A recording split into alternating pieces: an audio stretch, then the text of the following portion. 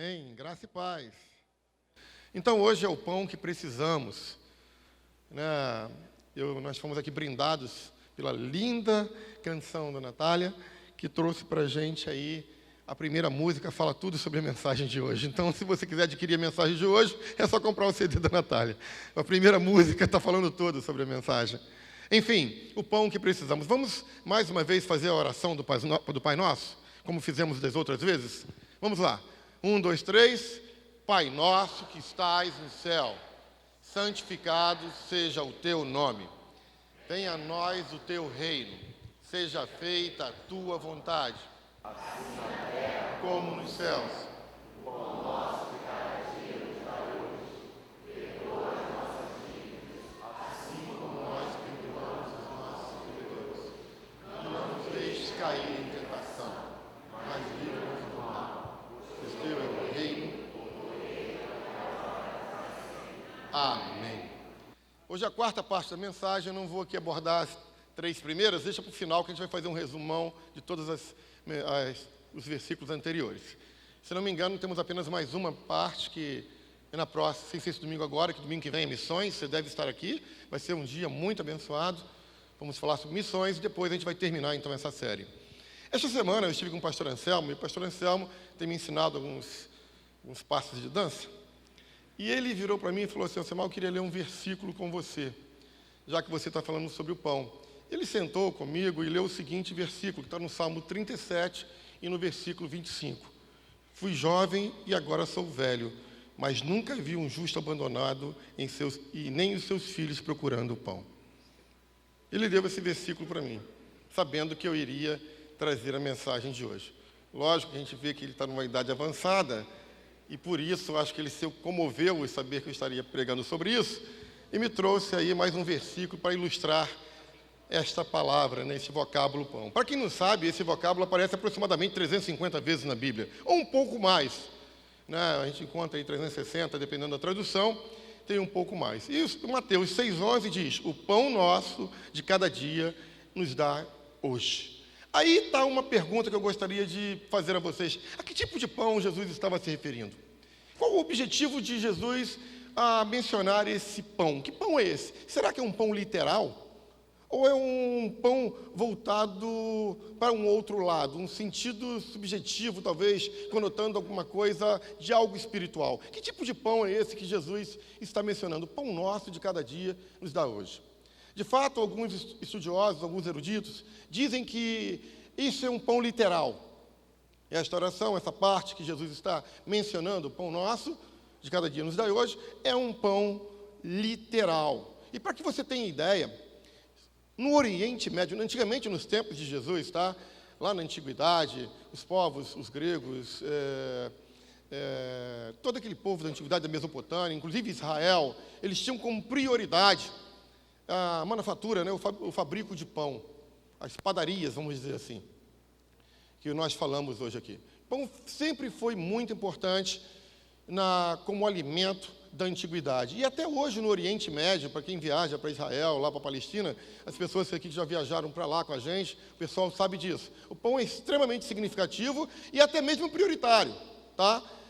O pão, na verdade, em muitos países ainda hoje do Oriente Médio, ele tem prioridade. Os outros são secundários. E Jesus, então, vem aí com essa oração dizendo sobre o pão nosso. E eu digo para vocês que parece que Jesus está indicando que é um pão literal. E eu disse que a Bíblia apresenta inúmeras situações subjetivas em relação a essa questão do pão. Não está projetado aí, mas, por exemplo, Números, capítulo 14, versículo 19, quando Josué e Caleb, eles vão pegar o povo e reunir o povo junto com os habitantes de Canaã e atacarem Canaã, ele diz a seguinte frase: o povo de Canaã são para nós como pão. Sabe o que eles estavam o significado desse pão? Seria dizer que seriam facilmente conquistados e daria algum sustento e fortaleceria Israel. Daí um significado que não é esse pão literal. E também, Jesus na Santa Ceia, como nós falamos hoje aqui, o pão simboliza o corpo de nosso Senhor e Salvador, Jesus Cristo. E o nosso Jesus, ele é chamado Jesus de Nazaré, né? Por que ele é chamado de Jesus de Nazaré? Porque ele nasceu em? Não, Belém. Belém. Isso é uma pegadinha, né? Jesus de Nazaré, Jesus de Nazaré. Todo mundo fala, Jesus nasceu em Nazaré. Não, ele nasceu em Belém. E você sabia que o nome Belém significa casa do pão? Você sabia disso? E é sobre isso que a gente vai abordar, o pão e a casa do pão. Então a gente vai fazer aqui a gente vai adentrar em dois significados importantíssimos que eu acredito que, sem prejuízo ao texto, Jesus quer falar de uma forma bem clara aos nossos corações. Então observe que Jesus nasceu em Belém, e Belém significa casa do pão. E eu disse para você que a arte da panificação em Israel era tradicional, isso era muito cotidiano. O povo de Israel não vivia sem o pão diário deles. E esse pão até hoje, como eu disse, continua sendo extremamente importante e, até certo ponto, preferencial em muitas nações. Houve uma parte na Bíblia, um momento bíblico, e, de certa forma, que mexeu muito comigo, e mexe com todas as pessoas que estudam sobre esse texto, e, por incrível que pareça, é um livro pequeno, se não me engano, são apenas 4 capítulos, e poucas pessoas já leram esse livro ou meditaram nesse livro. É um livro que tem uma pequena mensagem, a mensagem é pequena, mas, sinceramente, é uma mensagem extremamente poderosa. Eu aconselho vocês lerem o livro de Ruth, se você nunca leu o livro de Ruth. E nós vamos ler agora 6 versículos do primeiro capítulo de Ruth, que vai nos dar um entendimento interessantíssimo com relação a este lugar, a esse fabrico de pão, a essa casa de pão. Acompanhe a leitura. Ruth, capítulo 1, versículo 1, vai ser projetado a partir de agora. Na época dos juízes, observe bem, o texto já vai parafrasear, na época dos juízes, houve fome na terra. Um homem de Belém, de Judá, com a mulher e os 2 filhos, foi viver por algum tempo nas terras de Moabe. O homem chamava-se Elimeleque, sua mulher Noemi, e seus 2 filhos, Malom e Quilion, eram efrateus de Belém de Judá. Chegaram a Moabe e lá ficaram. Morreu Elimeleque, marido de Noemi, e ela ficou sozinha com seus 2 filhos. Eles se casaram com mulheres moabitas, uma chamada Orfa e a outra Ruth. Depois de terem morado lá por quase 10 anos, morreram também Malom e Quilion. E Noemi ficou sozinha, sem os 2 filhos e sem o marido. Versículo 6. Quando Noemi soube em Moabe que o Senhor viera em auxílio do seu povo, dando-lhe alimento, decidiu voltar com as suas 2 noras para a sua terra. Depois, se você ler esse texto e fazer um profundo estudo sobre ele, e você vai entender o significado, e você já entendeu, já falei com você que o nome Belém significa casa do pão, lugar de alimento. E esta família morava exatamente neste lugar que tinha como característica a arte de fazer pão, de suprir as necessidades do pão daquele local até então pertencente a Judá. Elimeleque, por sua vez, encontra um momento de dificuldade. Ele verifica que naquele exato momento, num período de tempo, Belém, o lugar que seria referência para produzir pão, para alimentar aqueles que lá estavam, começa a passar por uma grande seca. E a fome vem totalmente vem de encontro à população que ali estava. Elimeleque, como um pai zeloso, vai tentar tirar a sua família desse ambiente perigoso, desse ambiente de fome, e resolve ir para um lugar chamado Moabe. Possivelmente, não se fala o texto, mas possivelmente a situação de Moabe naquele momento estava melhor do que Belém. E como uma pessoa que se preocupava com a sua família, ele resolve então sair daquele lugar e ir para outro lugar para então suprir o alimento que estava faltando em Belém. Só que, observe que nós lemos que o lugar que seria de vida, o lugar que ele escolheu, deixou a fome de Belém para alimentar a sua família em Moabe. Parece que a história muda tanto ou melhor, o projeto se vira de tal forma contra eles que é letal. Elimeleque morre, vem a falecer, e Noemi agora é viúva.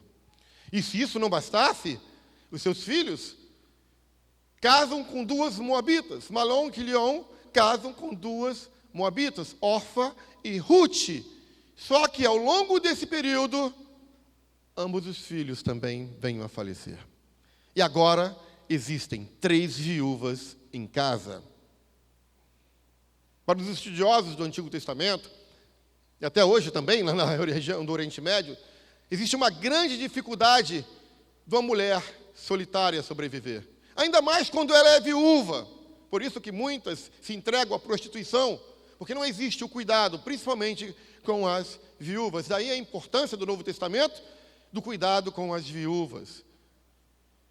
Então agora nós temos aquela família totalmente arrasada, totalmente destroçada, porque fugiram de um lugar que estava faltando alguma coisa e foram para outro lugar, pensando que encontrar algo melhor.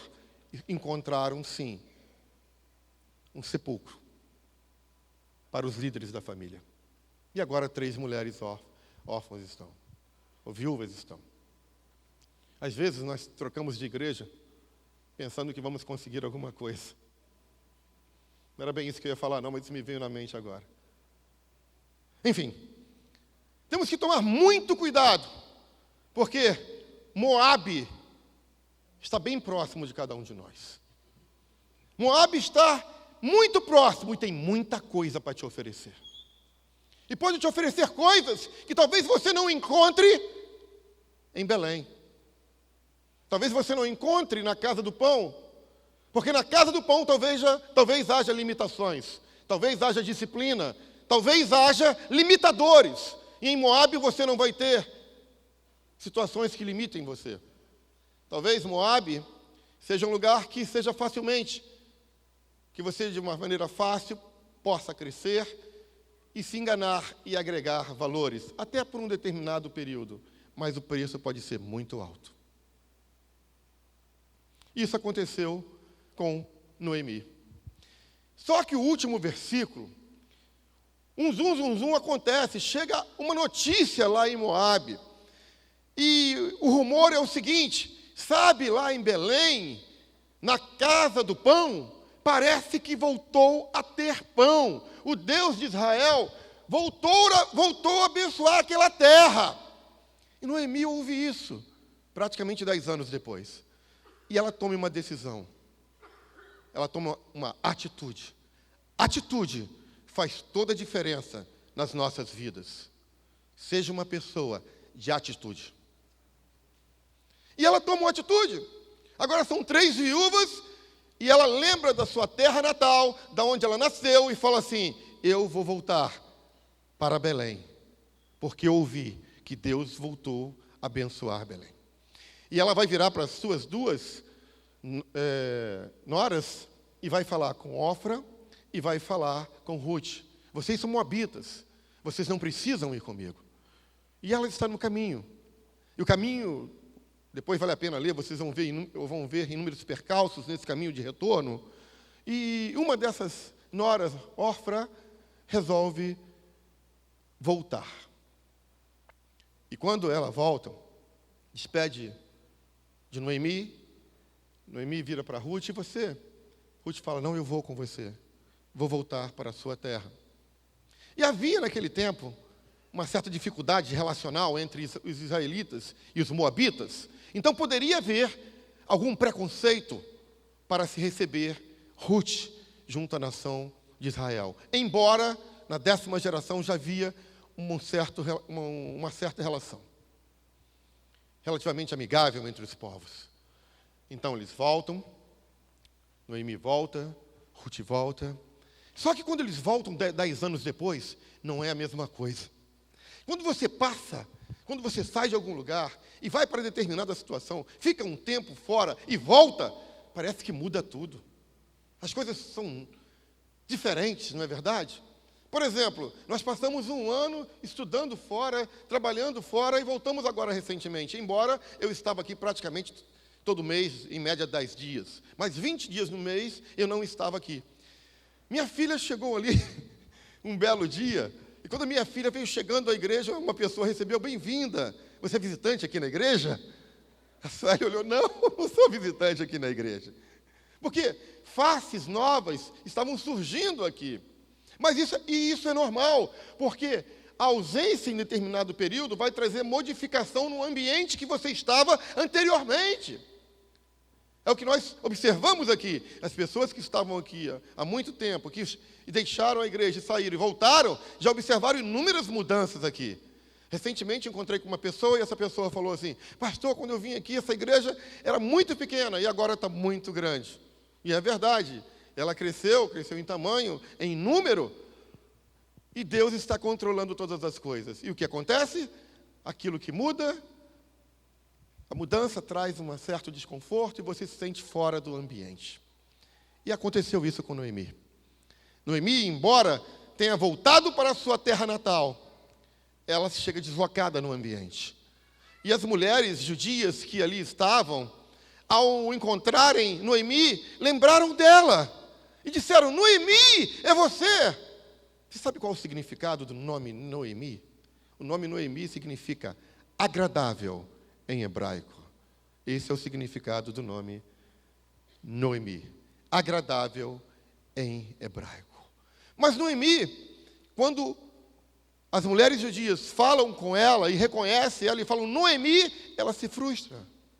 Ela fica extremamente triste e amargurada, porque o seu nome não identifica o sentimento que ela está vivendo. Há 2 semanas atrás, ou 3 semanas atrás, falamos sobre os significados do nome. Quando eu dei o significado do meu nome, que muitas pessoas depois ficaram impactadas. E eu quero dizer a você que Noemi ficou extremamente triste quando falaram o nome dela, porque remeteu ao nome agradável em hebraico e não estava nada agradável para a vida de Noemi. E ela pede no versículo 20, por favor, não me chame de Noemi, me chame de Mara. Sabe qual é o significado do nome Mara? Amarga. Águas amargas de Mara. Olha que interessante. Aquela que era agradável, a sua nação, sai da casa do pão, vai para um outro lugar buscando um alimento que até então pensou que iria se alimentar e se alimentou. Olha que coisa interessante. Ela teve um alimento, só que esse alimento trouxe consequências graves, porque não deveria ter feito isso.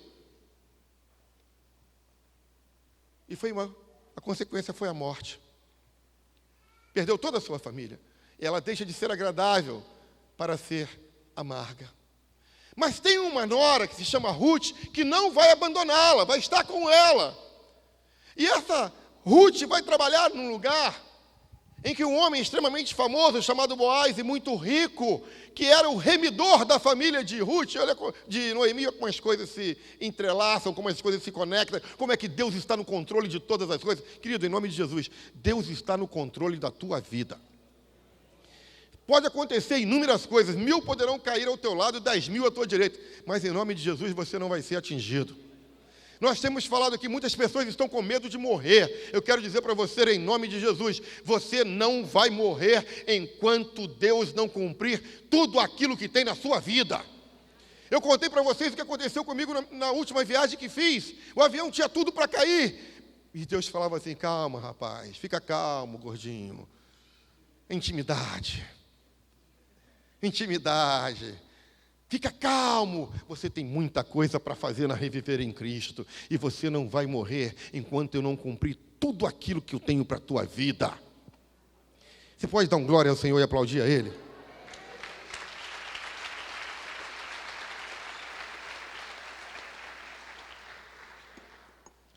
Então, Ruth vai trabalhar na agricultura, justamente no lugar que pertence a Boaz. Boaz ali passando, observa aquela jovem viúva, e ele é o remidor, e vai casar-se com Ruth.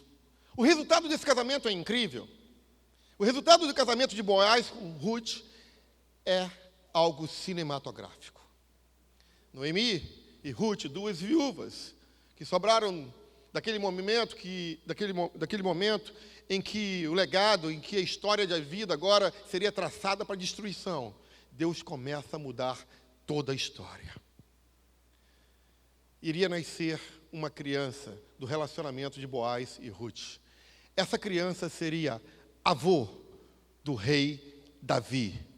E Ruth seria escolhida para ter a linhagem de nosso Senhor e Salvador Jesus Cristo. Olha como Deus faz. Olha como Deus prepara todas as coisas. Aqueles que você menos espera, é desse que Deus muda a nossa história. Como eu falei hoje pela manhã aqui, as coisas de Deus nos confundem. É o menor que Ele quer. Às vezes você vê uma pessoa tão proeminente, tão inteligente, tão sábia, e Deus vai abater o sábio, e vai pegar aquela pessoa que praticamente não tem nada, e essa pessoa que vai ser usada para salvar a tua vida, salvar a tua família, modificar a vida de um pastor, e mudar toda a história de uma igreja. Assim é Deus. Assim é Deus. Agora, uma coisa me preocupa. Essa narrativa é muito interessante. É animadora. É uma narrativa que mexe com o nosso emocional quando você lê todo o livro e você identifica como Deus restaurou essa história linda desta casa de pão, do pão e dessas pessoas. Mas se nós viermos analisar esta narrativa com o contexto atual que vivemos, em termos de igreja, eu fico preocupado. Você sabe por quê? João capítulo 6, versículo 51 diz, Jesus está dizendo: eu sou o pão vivo que desceu do céu. Se alguém comer deste pão, viverá eternamente.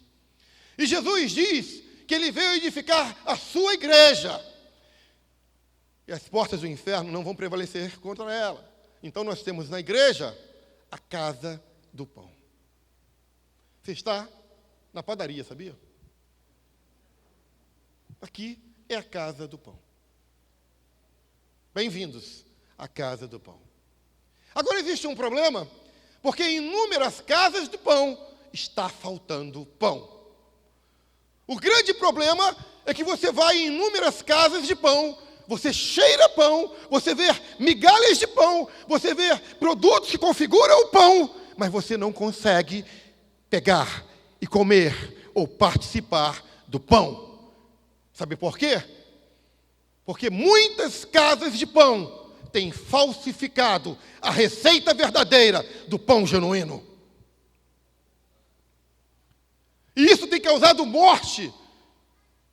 Isso tem causado doenças praticamente incuráveis, que pastores e líderes tentam curar e não conseguem, porque recebem uma verdade que não é verdadeira. E a pessoa vive com aquela verdade. Eu quero dizer para você, tome cuidado, já disse isso aqui outras vezes. A mentira do diabo, ela é tão verdadeira que quando a verdade vem à tona, você pensa que é mentira.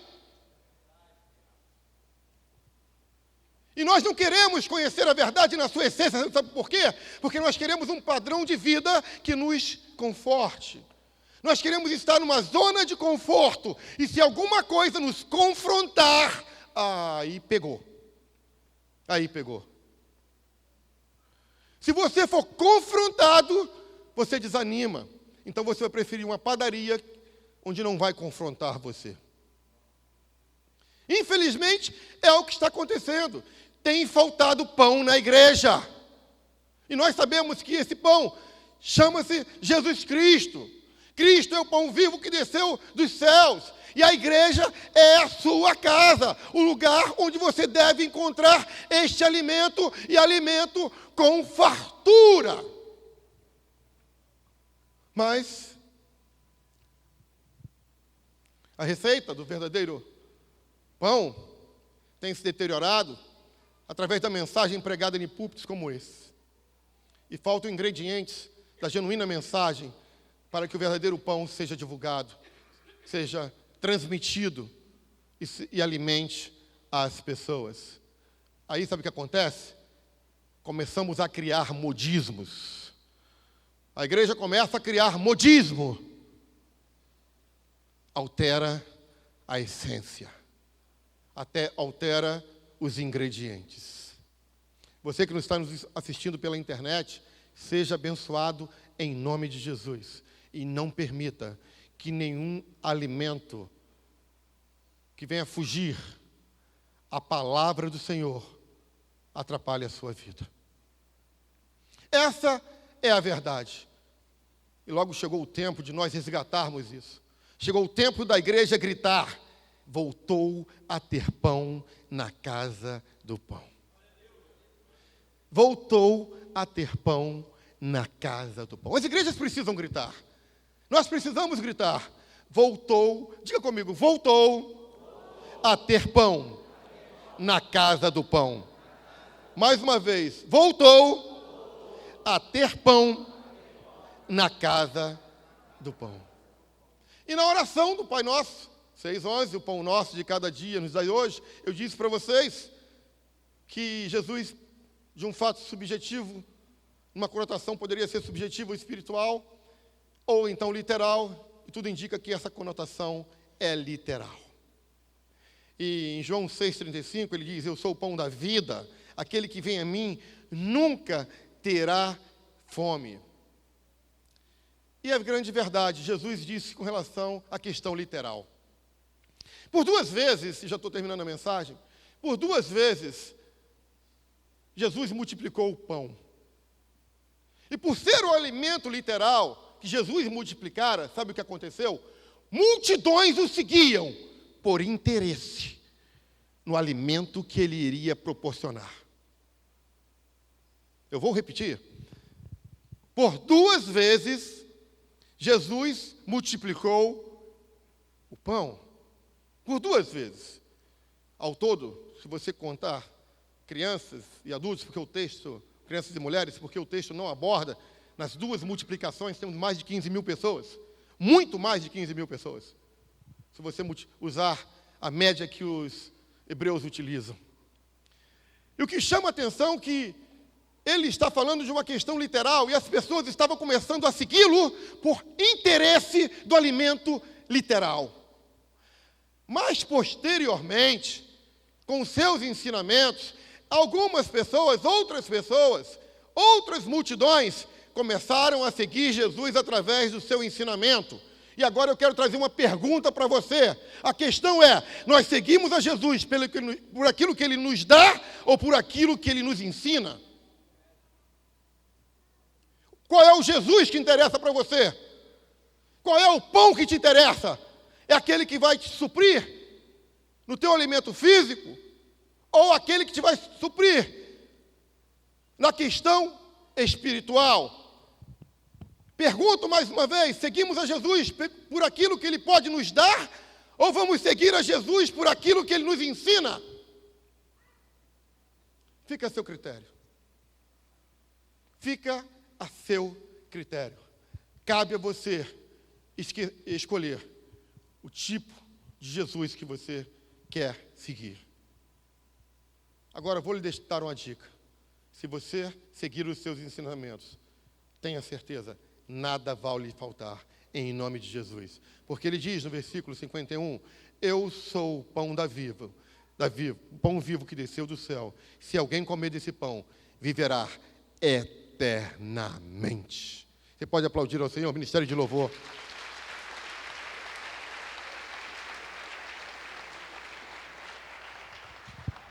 Feche seus olhos e curva a sua cabeça.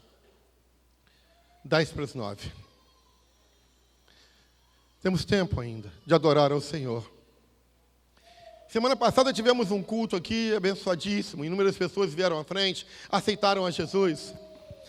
E eu quero dizer para você que está aqui nos ouvindo, você que está pela internet, você que está assistindo em casa, você que está aqui no culto. Evangelho não é fácil.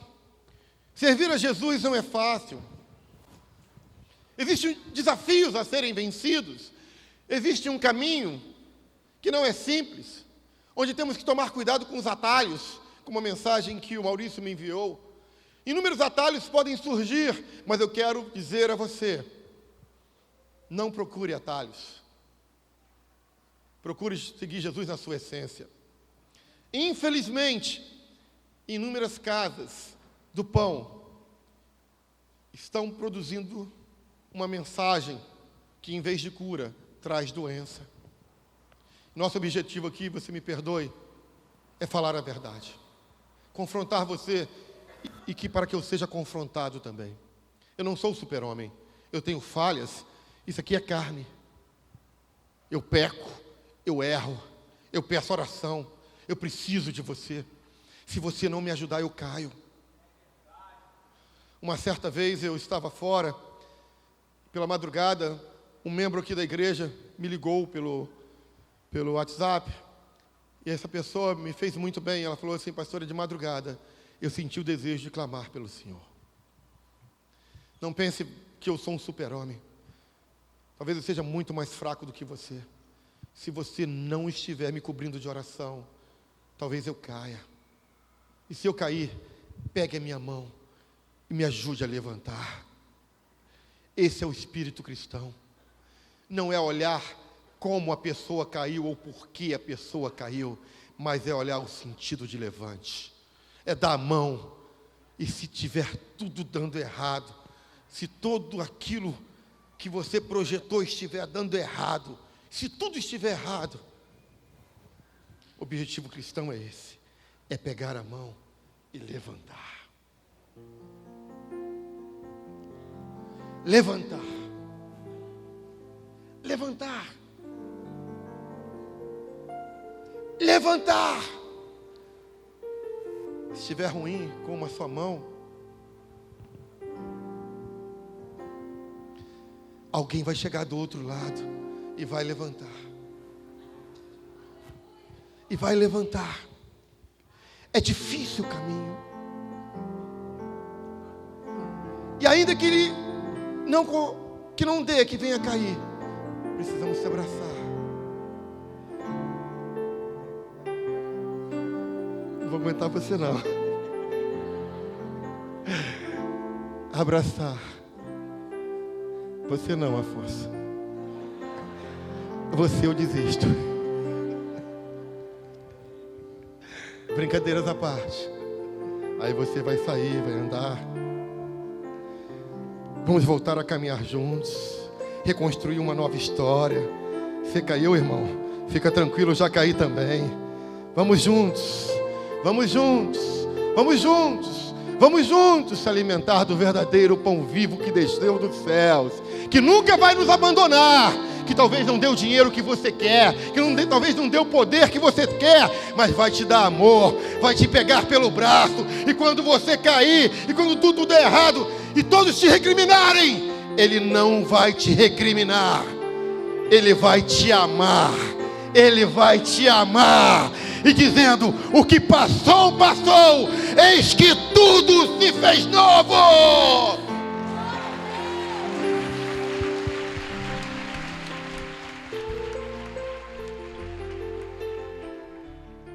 Na língua hebraica disse o Senhor a Moisés: fala a Israel e a todos os filhos da congregação, dizendo-lhes: Yevarechecha Adonai veishmerecha, o Senhor te abençoe e te guarde. Yaer Adonai panav elecha vihunecha, o Senhor faça resplandecer o seu rosto sobre ti e tenha misericórdia de ti. Isa Adonai panav elecha veiasem lecha shalom, o Senhor sobre ti levante o seu rosto e te dê a paz. Deus abençoe a todos em nome do Senhor Jesus. E até quarta-feira.